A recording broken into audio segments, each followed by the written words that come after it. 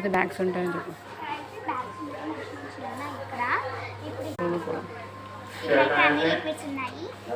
Hi friends, మా అమ్మాయి అయితే ఈరోజు చూస్తుంది బుక్స్. చాలా బాగా నచ్చాయని చూస్తుంది. చిన్నది నీకు ఏది నచ్చిందమ్మా? డైరీ నచ్చిందా? నాకు నచ్చింది. తీసి చూపించు. నాకైతే ఇదే నచ్చేసాయి. క్యామెల్ పెయింటింగ్స్ అని, బ్యాగ్స్ అని, బాక్సెస్ అని.